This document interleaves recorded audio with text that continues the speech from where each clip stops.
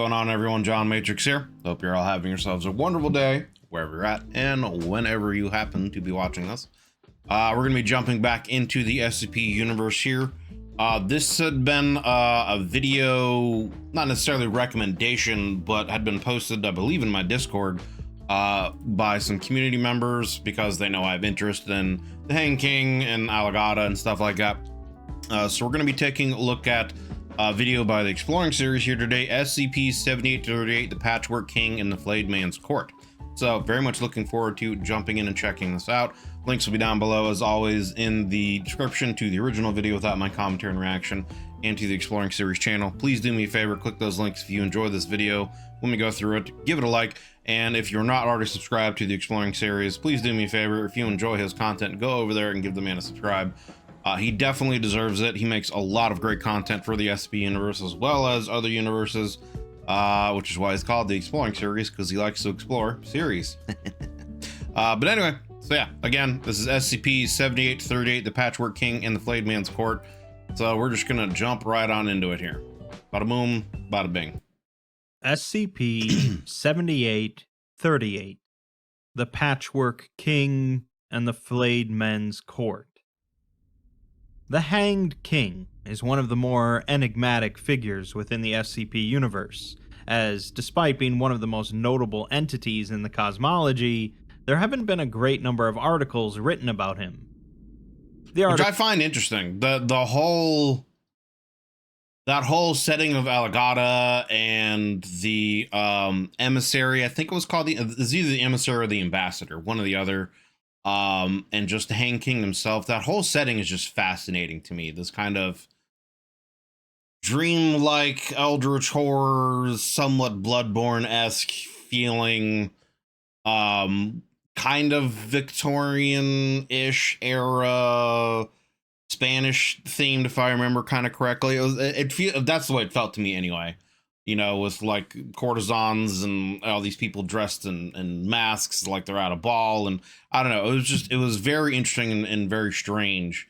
And then, you know, this kind of, I guess, multi-dimensional, you know, guide that was giving these people information and warning them about things. And the description of the Hanged King, this like hole that was a void in the shape of a god or something like that. I don't know. It's very fascinating to me.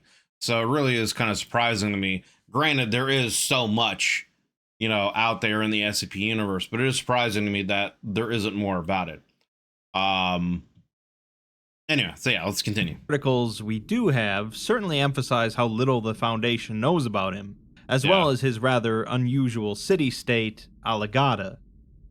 The Hanged King primarily manifests through various creative works, leaching into our reality through references both vague and direct.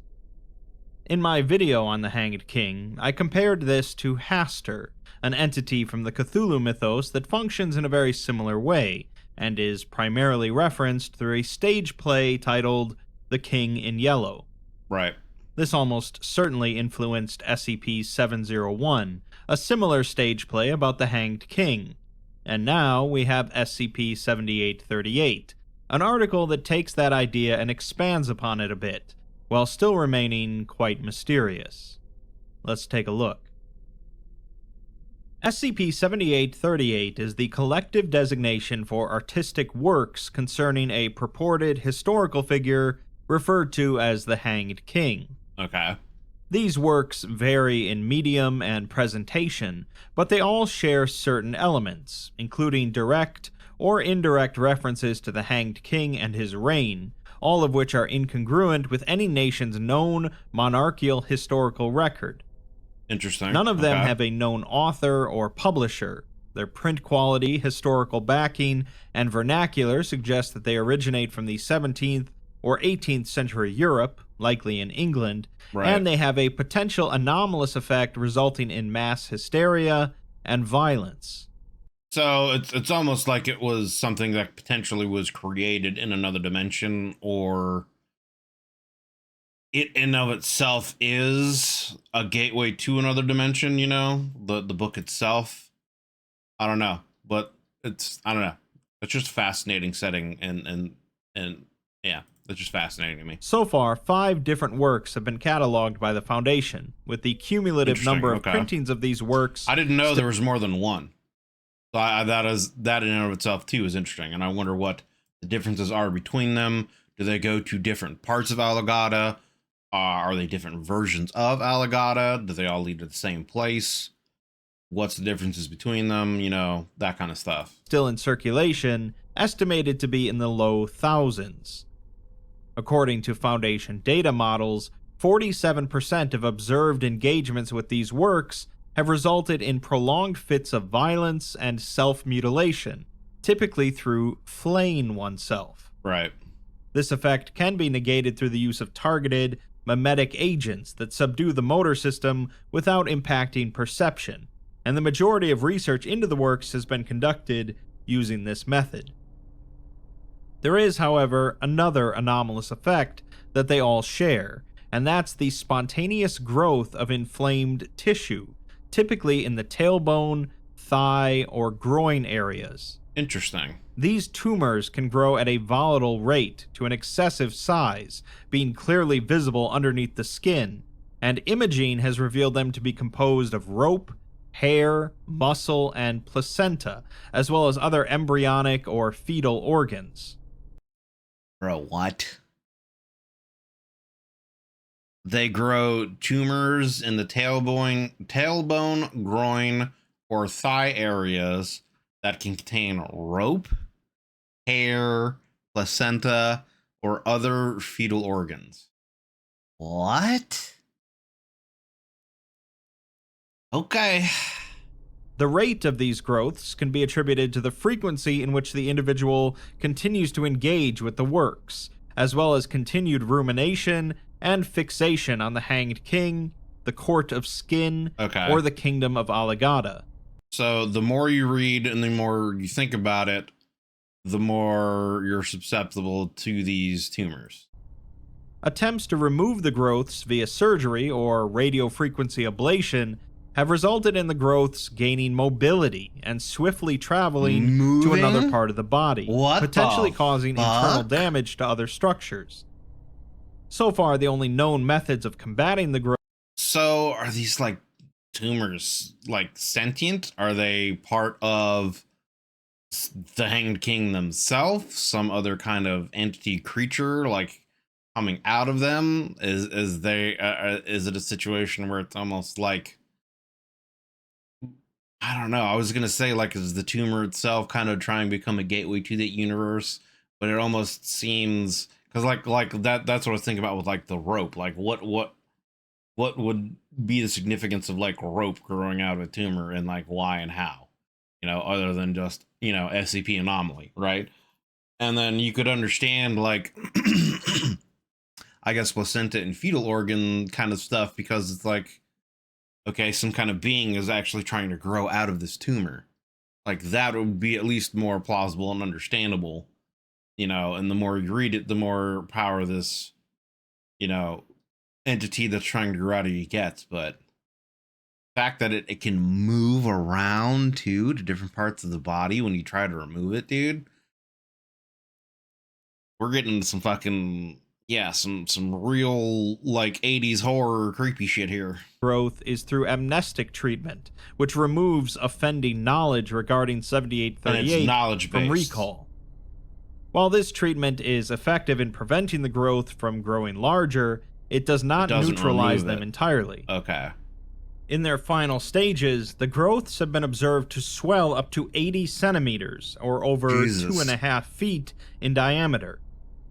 Upon navigating itself to the upper rib cage and severely impacting breathing, swallowing, and other functions, the growth will then extend portions of its mass to the throat area, likely asphyxiating the individual or causing shock from the rapid twisting of the trachea. Getting some like alien shit. It's noted that the corpses of individuals who have fully succumbed to the growths are forfeited to the Kingdom of Alamogordo. Yikes. We'll get back to that in a bit, but let's look at the actual artistic works themselves, starting with a painting with an unknown title, which was acquired from an ordinary French auction in 1958. No reproductions have surfaced, and the paint quality and techniques date it to around the mid-1600s. The painting depicts a noble in an ornate bedchamber with a horrified expression on his face, his arms outstretched and tears streaming down his cheeks. In the bottom right corner, a hand, decorated in jewelry, possibly belonging to a woman, grasps towards him. On his left is an open hallway, crowded by a cluster of peasants and armored guards who point and scream towards the noble and appear to be charging into the room. Attempts to identify the portrayed culture remain fruitless, as the figure's clothing, ethnicity, and surrounding palace decor will vary, with different viewers perceiving different cultural elements, and over 40 documented variations have been observed. Those looking at the painting for extended periods of time have reported difficulty breathing, along with the sensation of pressure applied to their trachea. Second is a children's nursery rhyme titled Inside Outside Castle, Upside Downside King, which first appeared in a printed compilation of English children's poetry in 1742. Like concept art The from rhyme's Bloodborne. central message encourages I'm sure a lot of people are like, he talks about Bloodborne a lot. I do. I like it. It's a great game. children to be worthy heirs and show gratitude to their parents for giving them life. If Interesting. they don't, they'll be taken to the inside-outside castle to meet the upside-downside king, a once respected ruler who has now been forgotten for all time as punishment for a past misdeed. Yikes. The king will make the children forget everything they've ever known, including themselves, before resigning them to servitude in his court. They will be turned into clothes and floors and walls for the nobility to enjoy as retribution for being unworthy of their family's name. Sounds delightful. Unlike the painting, this one is much more widespread, with it being continuously republished in nursery rhyme compilations and reproduced online through unknown means, often without the knowledge of the compiler. We have a painting, Over we have a nursery rhyme, we 4,300 have the separate book published itself. instances remain within the Foundation's possession, and no surviving online footprint of the rhyme remains accessible. Makes me wonder, like, so far he's talked about a painting, a nursery rhyme. We know of the actual, like, play of the Hanged King, which I think is supposed to be based off of a book in this, if I remember correctly, but I'm not 100% sure. But it just makes me wonder, like, are all of these works from the same author? Are they from, would they, you know, I'm talking about, like, in universe. Did the same person that painted the picture also create the nursery rhyme that also wrote the play, the book, whatever? Or are these different individuals? If so, are they connected in some way? Were they part of some kind of cult? You know, how would they have got influence to create these works that seem to be gateways to Alagata? Or were these things, like, created by beings, the Hanged King, the ambassador, emissary, or whatever it was called, etc., and they somehow place them in other realities as a means of, like, a gateway for people to come into their, you know, kingdom, etc.? Third is a marble statue depicting two figures, one being a man dressed in non-specific regalia, and the other a pregnant woman. The woman's arms cradle her stomach, and she appears focused on something above, out of sight. The man's expression, when viewed from the ground level, appears content and tranquil, with his eyes glazing to the side. But when viewed at head level, the expression is clearly scornful, with his eyes pointed directly at the woman. On occasion, placental expulsion will collect at the basin of the statue, dripping from underneath the woman's dress. Yummy. And cellular examination of the tissue has shown that it is undergoing necrosis. The statue was inherited like from a the Foundation's miscarriage predecessor situation? organization, the American Secure Containment Initiative, and is believed to be a unique item. Fourth is a stage play, designated SCP-701, entitled The Hanged King's Tragedy. I've covered this one in my video on the Hanged King, but which we did. To recap, the play is a revenge tragedy taking place across 5 acts in a fantasy setting similar to 17th century Italy. The plot is similar to many similar plays such as Hamlet or Titus Andronicus, involving courtly maneuvering, betrayal, and revenge.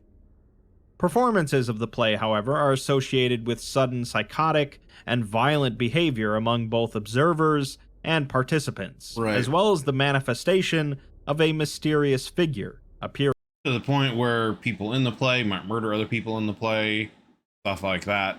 In the play as the Hanged King. SCP-701 continues to pop up and be performed to disastrous results, and is classified as a self-evolving memetic virus transmitted through the text of the play. It's certainly the most dangerous of the 5 works, thus earning its own SCP designation. Lastly is a 124-page drama titled On the Anguish of Benefalti, centered around a fictional city in Italy of the same name. In the story, Benefalti was once a proud hub of trade and the arts, before becoming blockaded from the rest of the world by a thick layer of smog. Overlooking the city is the manor of the Coated Gentry, a family of vassals who serve the Hanged King, an unseen ruler from the kingdom of Alagada, a nation of banished things. Benefalti's populace has been burdened by an inability to remember, rendering them unable to function despite the commands of the gentry.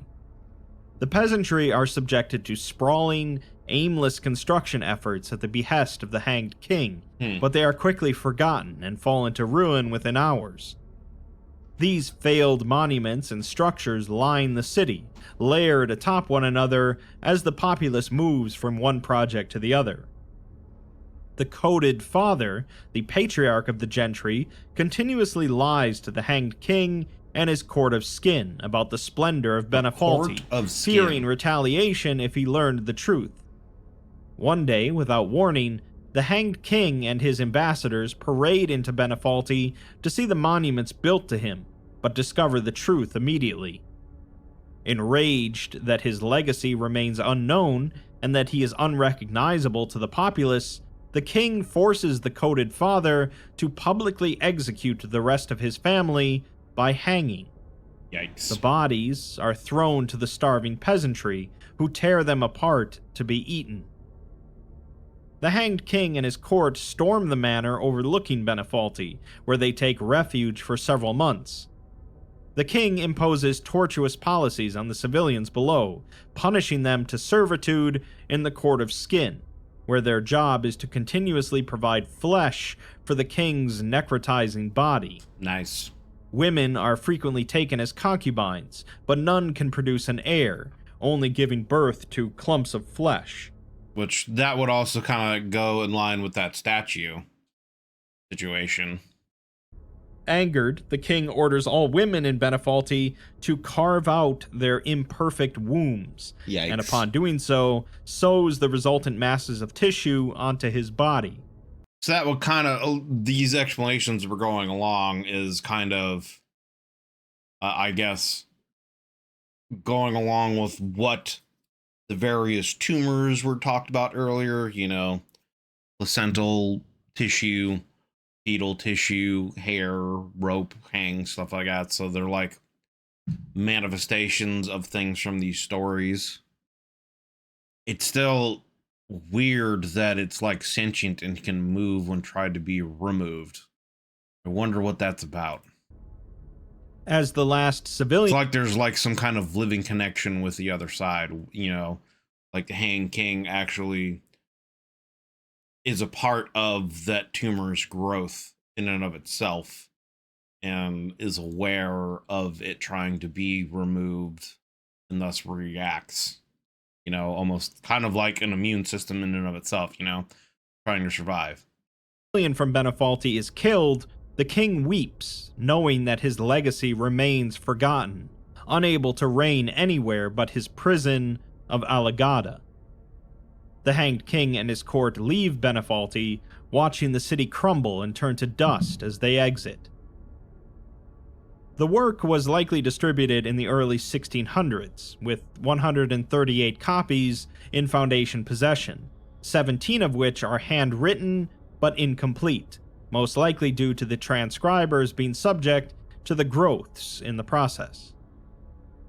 Similarly, the lead research position on SCP-7838 has been frequently rotated due to the growths, despite the amnestic treatments available. It seems to affect only the lead researcher, with rapid, inexplicable development of the tumor. We're given a collection of psychological evaluations from a few former lead researchers, taken before their exits on the project. First, Dr. Carroll's tumor was located on her lower left thigh, being barely visible, but she expressed feelings of guilt over its development. She admitted that her interest in 7838 and the associated phenomena persisted beyond engagement with the material for research purposes. So I wonder, she says that she felt guilt over the development of it. I wonder if it's a situation of like, how do I want to explain this? You know, like, I'm not a woman. I've never been, you know, it's not something I could ever experience what it is like to like have a miscarriage kind of a situation. But to my understanding, you know, there is a sense of, you know, guilt. Did you do something wrong that caused this kind of a situation, et cetera, et cetera. So I wonder if that's part of what is kind of like applying here. You know, it seems to be a situation of like,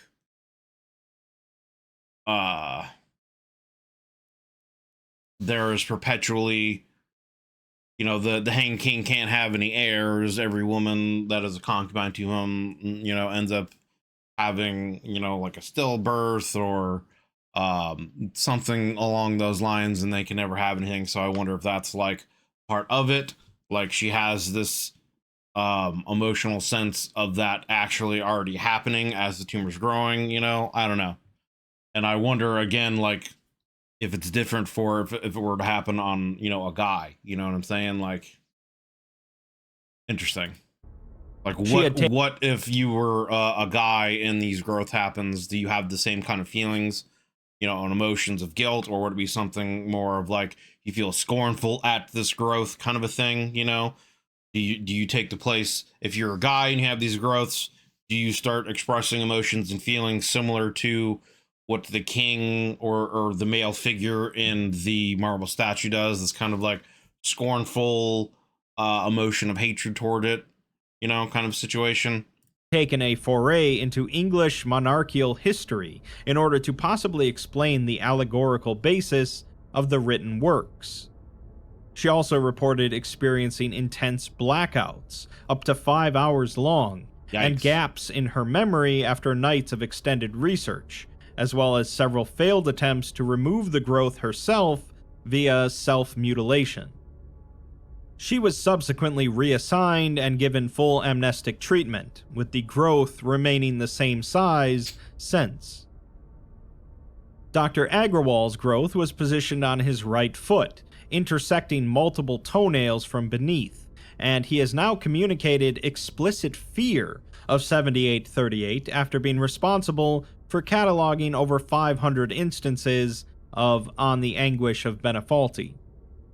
His fear revolves around constructing an interpretation of the Hanged King in his mind, claiming that the speculation serves the same purpose as the actual concept.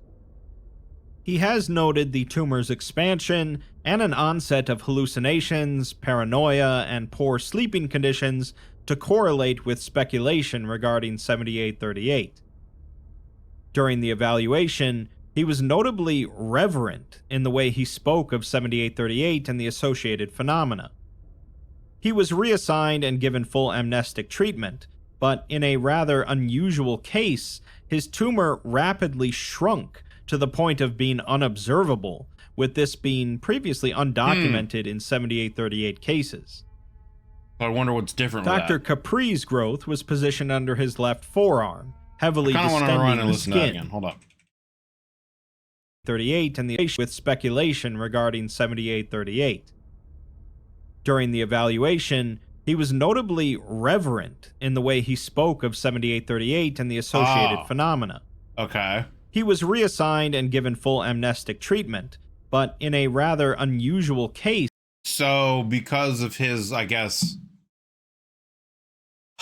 reverence, acknowledging potentially the king, you know, giving a king acknowledgement, I guess, of his position as king, then having the memory wiped, the growth was like appeased and then went away, kind of a situation. His tumor rapidly shrunk to the point of being unobservable, with this being previously undocumented in 7838 cases. Okay. Dr. Capri's growth was positioned under his left forearm, heavily. Monarch, are we getting into you know, Godzilla stuff here now? Is Godzilla part of the SCP? Is that happening? Distending the skin, and he claimed to have no engagement with 7838 outside of research, which was limited to archiving incoming, previously undocumented instances. Despite his explicit estrangement from 7838 and associated phenomena, on top of an amnestic regimen, he reported the growth worsening, alongside brief visual and auditory hallucinations. These included the sight of a cloaked, humanoid figure in his peripheral, typically appearing in between crevices and corners, and that would be creepy, man. Just like literally seeing something, like it's in your peripheral. That's the only way you view it, is just like right out there to the side. And if you like actually look at it, it disappears. Like that would be fucking like super anxiety, you know, accelerating paranoia shit. the sounds of trumpets, which he has described as sounding similar to crying. He's in the process of being granted leave from 7838 as the Foundation re-examines the existing documents and studies in order to assess methods of combating or further understanding the tumors. Dr. Capri's growth has continued to develop despite undergoing heavy amnestic treatment. Because of all of this, the research head position has been temporarily absolved from 7838, with all activity being limited to containment procedures and archival oversight. Shortly after Capri's initial evaluation, he had a conversation with a representative from the Foundation Board of Psychology, Director Munlin. Capri tells him to just rotate him off the project, to which Munlin says that he's trying, but they're not officially taking anyone off the project until they redraft the containment procedures to see if anything's missing. Capri replies that they could start by figuring out what happens to the bodies, as per the description, corpses of individuals who have fully succumbed to the growths are considered lost. That line was added in 1973, with the attached studies being inaccessible, and there's no contact with the attributed researcher. Interesting. Munlin guesses that it's a file from before the ethics committee, so it involved human testing. Okay, he can get Ryza on it, but they'll just remove the line entirely, as those papers never come out. Things tend to be forgotten very easily. Capri says that in 3 weeks, when his growth is the size of a basketball and choking him out, everyone better remember it. He's done 2 complete amnestic removals, purging everything from the past 6 months, but it still keeps growing. So I wonder, like,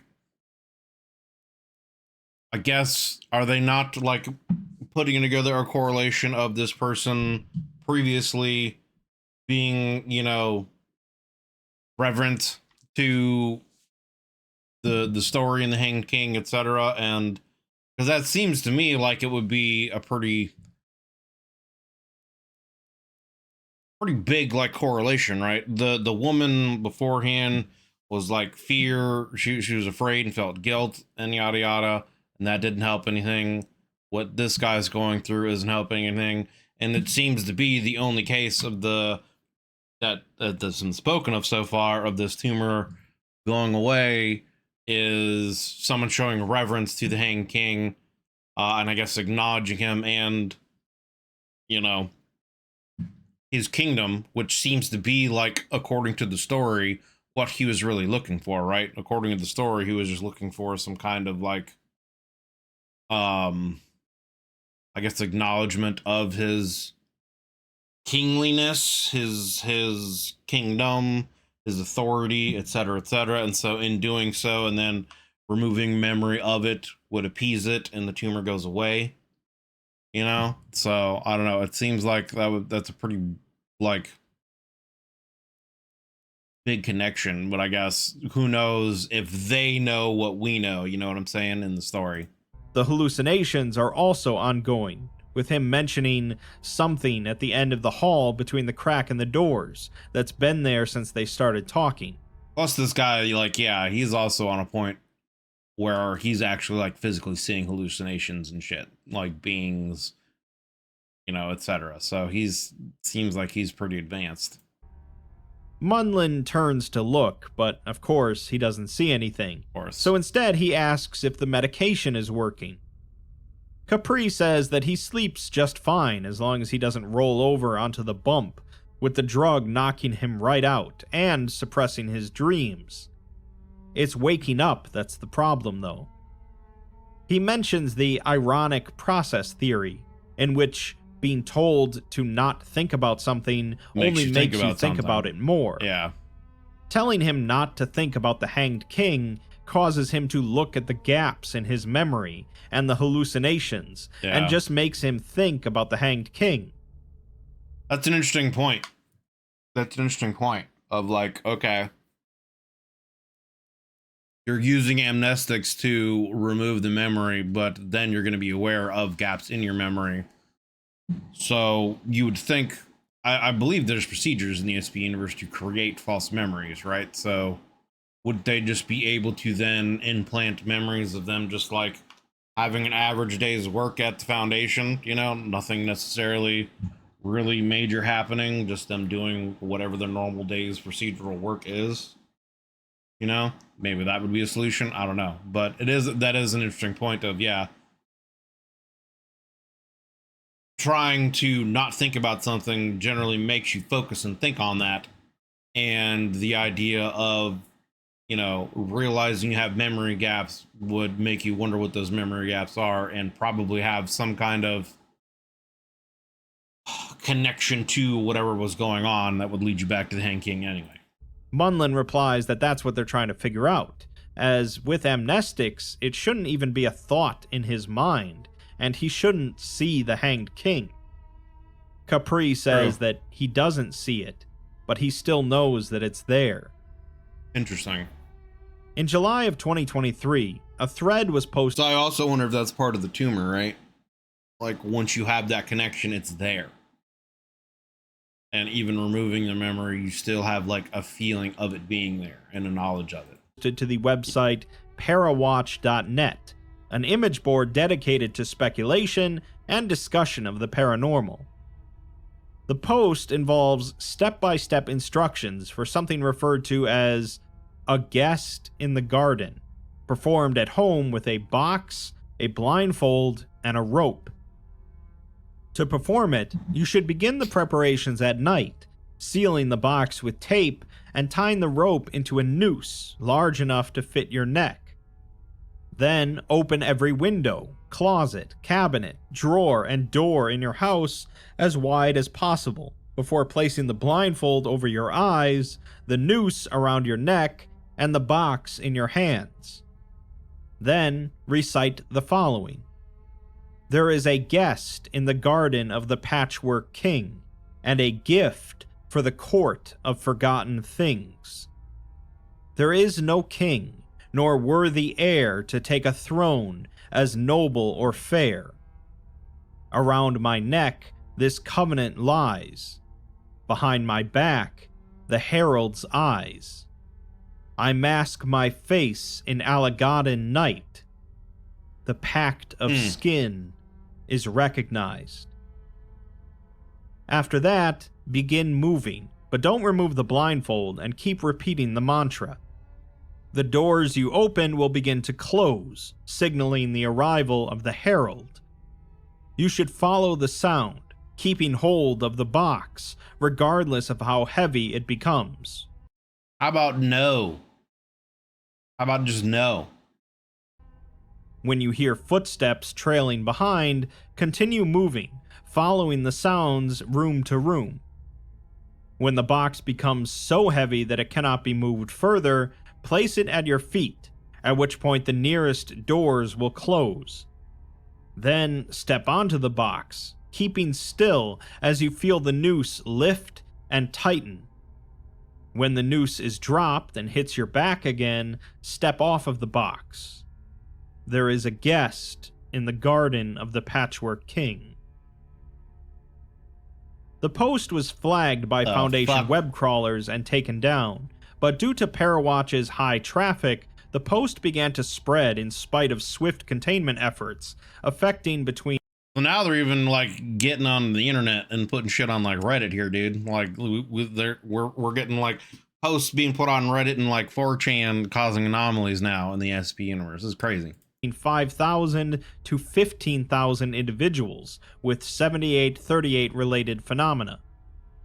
There was a mass outbreak of violence, consistent with uninoculated viewing of other 7838 instances, and parents with young children experienced severe disorientation that resulted in them forgetting their child's presence. What the fuck? Multiple cases of starvation, accidental injury, or suffocation in vehicles occurred as a result over the next 3 weeks. Suffocation in vehicles? 7 instances of politicians or those heavily involved in political organizations. Oh, no, because they're the tightening of the noose, they probably don't do the ritual white and they get killed while they're in a vehicle.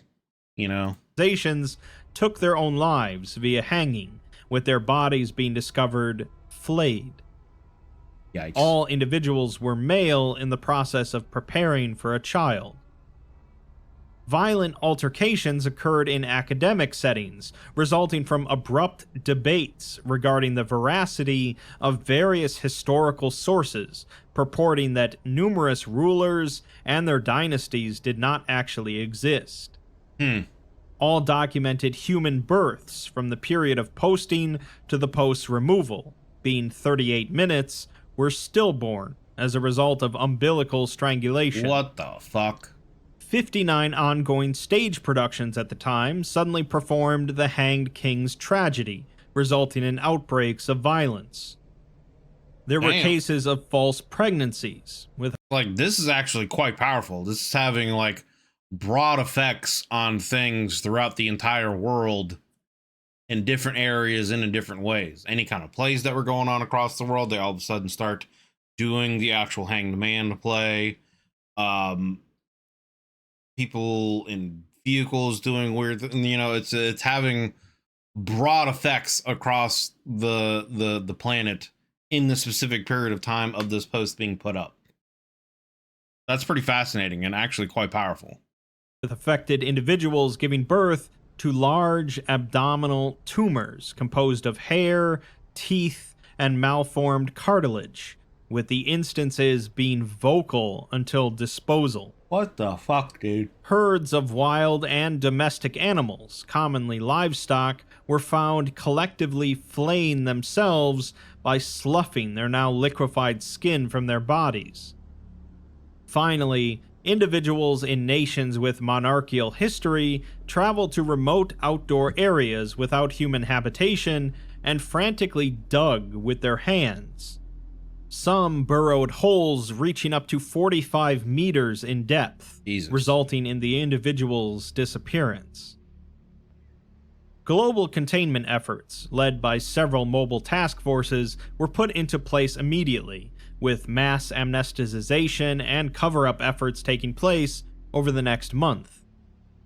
The IP address for the individual who posted the thread was tracked to Lancaster, Pennsylvania, being the home of Dr. Capri, and a detachment of an MTF was sent, but they were unable to locate the doctor or recover any objects of note. It doesn't surprise me.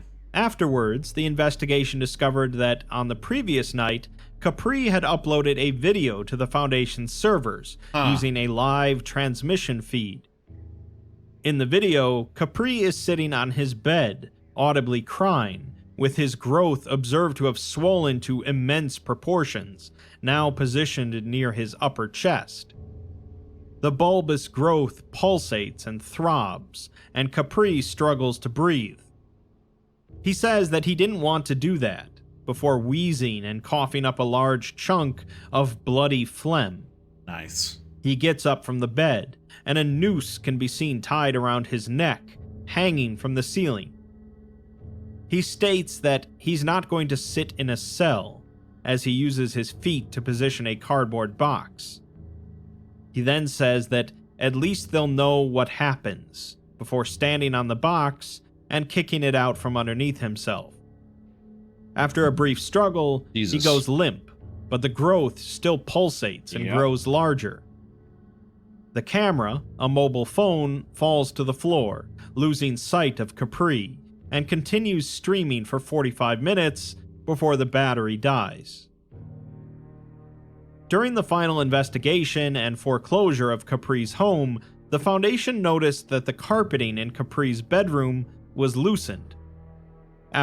And they didn't find a body, obviously, because any kind of corpse that goes in this way becomes property of the Hanged King and Alamogordo, so their body disappears. After removing it, they discovered a 4-page manuscript entitled "A Guest Most Reviled," outlining stage directions for a theatrical performance.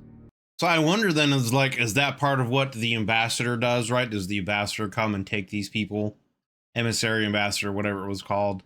Like, is that part of his job? He travels through the world, takes these people, these corpses or whatever, and then also leaves stuff like this for people who, I guess, were punished. You know, if you want to say punished for not being reverent to the Hanged King. Analysis of the parchment used has revealed it to be composed of human skin, with genetic analysis remaining inconclusive. In the script, a scene is set at the Court of the Unlearned, a sprawling cathedral in size and scope marked by ornate columns. Banners hang from the balconies above, displaying unknown crests, and the breadth and openness of the room is accented by the marble floor and ceiling, which display complicated patterns. The chorus enters, reciting, "A fortress most opulent, though a cage in guise, the land of Alamogordo, where we lay our scene, a terminal dwelling plucked far from eyes, plays host to a guest who stands unclean." The chorus exits, and the doctor enters, wearing a mask, as they all do here, while a bulbous growth drapes below the neck, reddened and engorged. The rotten womb labors his breath, tightening its hold. No release will come for this austere corpse.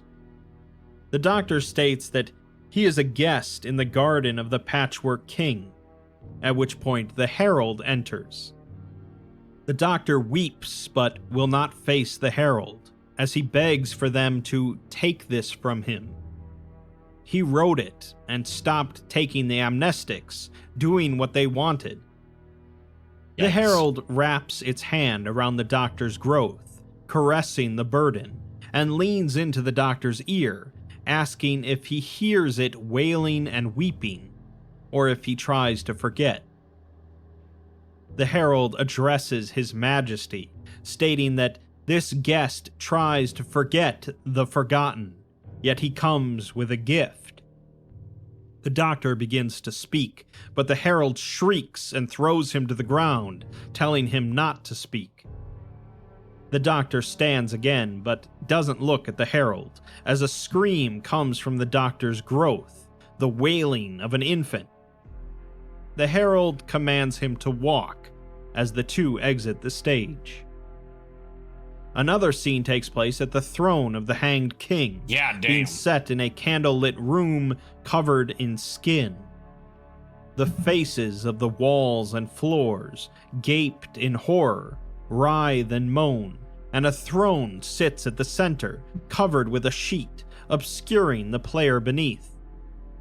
The Doctor and Herald enter, as the Herald states that the king could never forget, and this scornful reign must continue.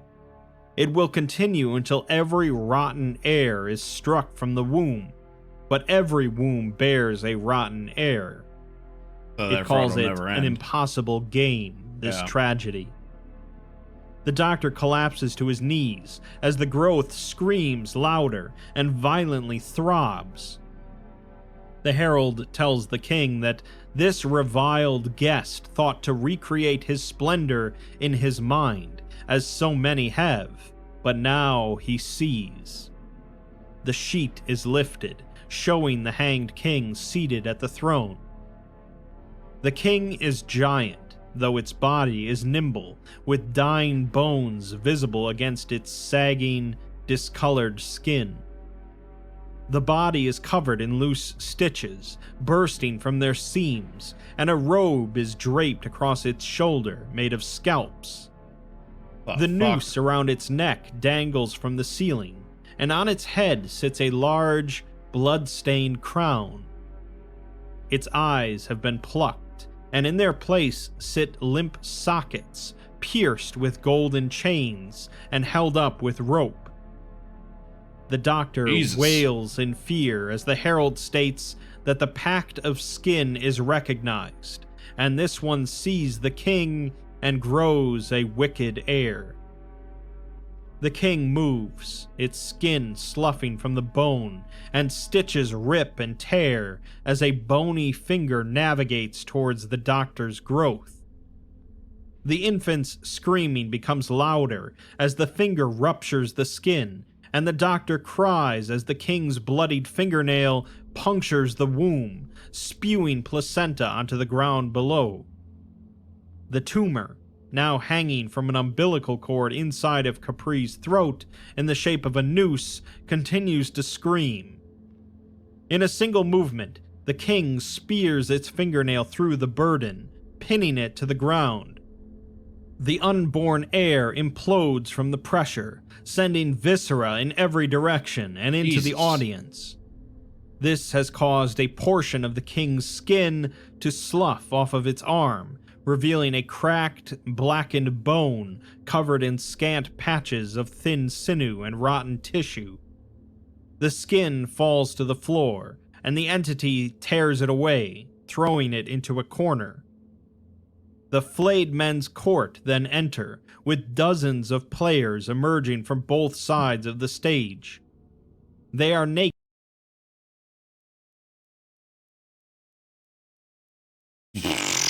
Like, what is there to say so far? Like, I wanted to kind of not interrupt, but this has been a long sequence without me saying anything. But like, Jesus Christ, dude. Can you imagine, like, sitting in the audience and watching this? Naked and lack skin. Like, either people must be like, Jesus Christ, this is one of the craziest plays ever. Look at the makeup and the effects they're doing. This is amazing. And, you know, I'm sure there's probably someone out there that thinks that, like, because of how, like, crazy it is, it can't be real. You know what I'm saying? But, like, and they kneel at the patch of flesh and tear away, attempting to place it back on their own flayed bodies. The Herald is overcome with laughter as the king lifts the Doctor into the air, bringing him level with its empty sockets. They twitch and writhe as the king places a finger on the Doctor's forehead, making an incision using its fingernail and pushing deeper, beginning to flay the Doctor. The Pact of Skin is recognized. Jesus Christ, dude. Much of the article stands on its own, as being a quite horrific piece of body horror and unknowable mysteriousness, without really knowing anything about the Hanged King or Allegada. Again, I'll point to my own video on the Hanged King if you want to learn more, or just specifically read articles like SCP-701 and the tale "And So the Crows Laughed." While this article is meant to be somewhat of a remix of 701, and thus has bits of its own lore, the general mysteriousness of the Hanged King allows a lot of different bits of lore to be potentially true. The odd growths and the pact of skin are new concepts here, but the depiction of the Hanged King and the insanity of Alamogordo is pretty routine. Right. From what we can tell, the Hanged King is continually decaying and requires constant gifts of flesh. Right. These massive growths that appear in anyone who becomes familiar with the Hanged King and the works eventually kill the individual, and they are taken to Alamogordo as part of the Pact of Skin. Yeah. Here, the tumors are meant to be an heir for the king, but they will never be. Instead, the king kills the living growth and flays the individual, taking their skin for himself, and they become part of the flayed men's court.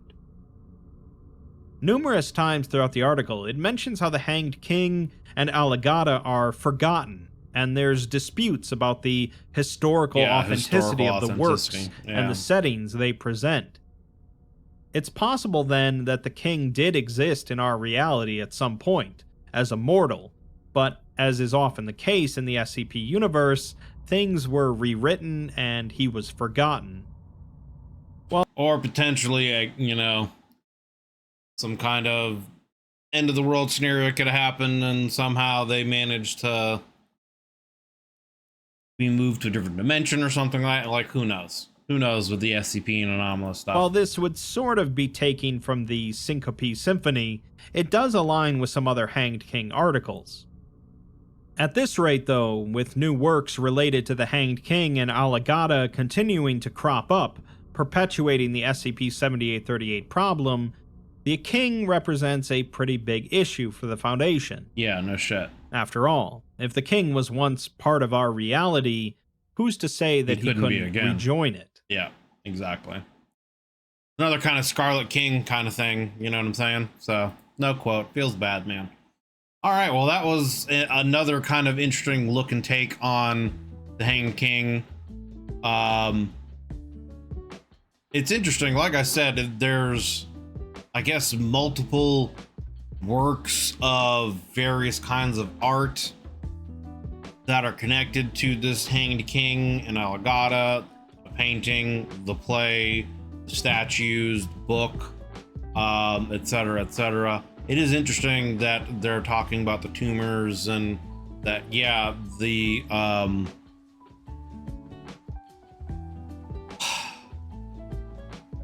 like the more they read or observe any of these, things, the more they are kind of forced to think about the Hanged King, and the more they do that, the more these growths occur, and then eventually they're forced to do this pact of skin.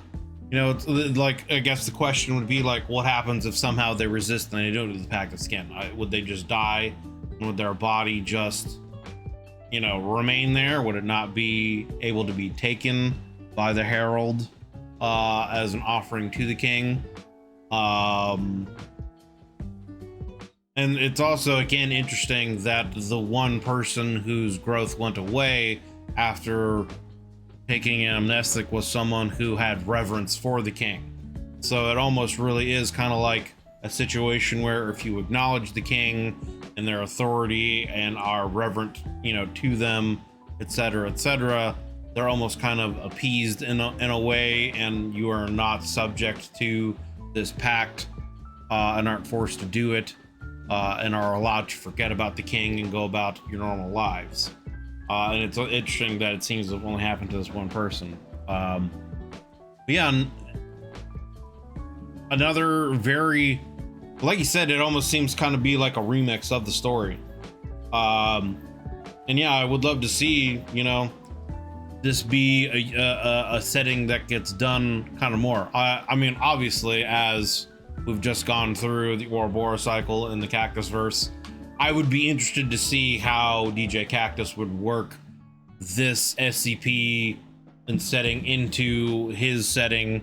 You know, could Alamogordo be one of these early world, you know, kingdoms that took place there that may have succumbed to some other kind of curse or something like that, etc., etc. You know, maybe they were destroyed by the Sky Kings, or maybe they were cursed by Cain and Abel as they wandered through at some point in time. You know, who knows? But it would just be interesting to see how, you know, he would tie that into his universe of things. But fascinating and interesting video. Very, like you said, body horror and grotesque story of what happens to someone when they, I guess, are subject to these art pieces for long enough and have to go through this pact. And again, you know, I guess the question, it seems to be that the only way to avoid having that happen to you is to give some kind of reverence to this king, you know. So, but yeah, that was the Exploring Series SCP-7838, Patchwork King and the Flayed Man's Court. Links will be down below as always in the description to the original video without my commentary and reaction, and to the Exploring Series channel. Please do me a favor, click those links if you enjoyed the video. Go over there and give it a like, and if you enjoy the Exploring Series content and are not already subscribed to him, then please go over there and hit that sub button on his channel. He definitely deserves it. Definitely deserves it. He makes a lot of wonderful content for the SCP universe. So go over there and check out his stuff. If you would like to join us when we do these reactions live, there is a join button underneath the video, as well as a link in the description to the YouTube membership benefits and tiers that I offer. Take a look at them if you decide you want to take your support for the next level. If you've been around this channel for a while and you enjoy my content, you know, take a look at it. You can get early access to videos. You can get priority in any kind of reaction requests you might have for me to do. And there is a sub and or members Discord channel. So yeah, take a look at those if you have any interest, you know. But yeah, thank you guys very much for watching the video. Hope you enjoyed it. Hope you're having yourselves a wonderful day wherever you're at and whenever you're watching this. If you did enjoy this video, consider leaving a like and a sub, as it helps me and the channel grow. We'll see you guys in the next one. Have a wonderful day.